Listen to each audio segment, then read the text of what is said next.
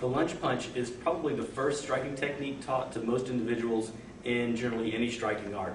The lunge punch has the punching arm in front along with the front leg, so you have the left arm and the left leg in front.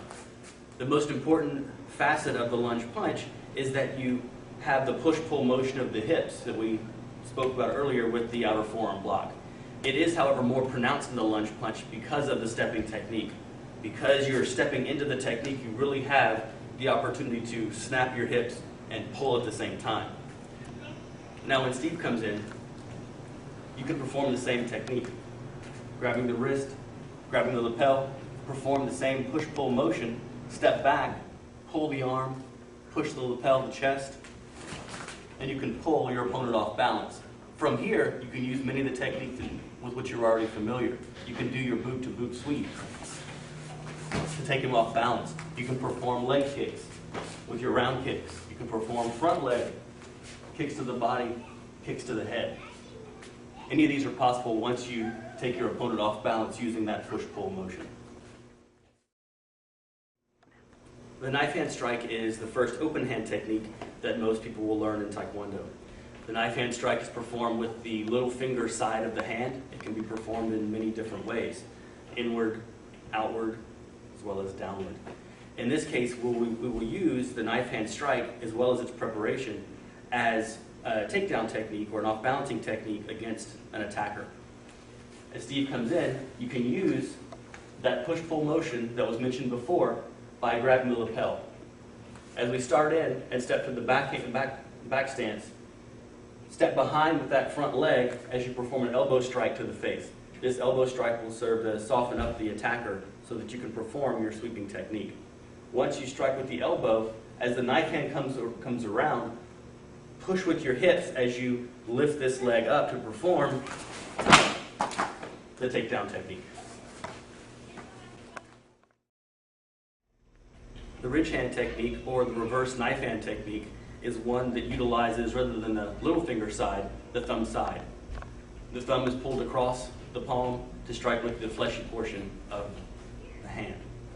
The ridge hand is generally performed from a front stance with a diagonal circular motion. The ridge hand is also used as a braking technique in a downward motion as well. The ridge hand has a submission application that just like the knife hand did. As Steve steps in, he'll perform a swinging looping punch that's often as an attacking technique. Use your front stance to step under the attack and step around and behind. Use that ridge hand to grab your arm, wrap the head, and squeeze for a side choke. The technique can also be performed from a grabbing attack.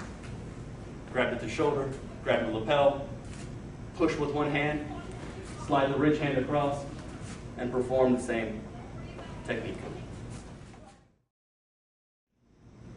The twin high punch is performed much the same way you would perform a high reverse punch or a high lunge punch. Both punches are executed simultaneously, and you use a hip snap forward to back to provide power. In this case, the twin high punch can be used as a knuckle choke. To perform the knuckle choke, reach inside the lapel with your fingers, thumbs on the outside, on either side of the Adam's apple. From here, just perform the punch. Push your arms away, then you squeeze them together, and you get the choke.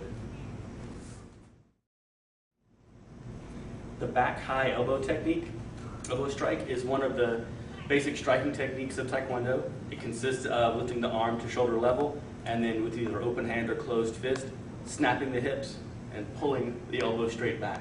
Now when Steve comes in, you can use this technique, reach into the lapel and grab.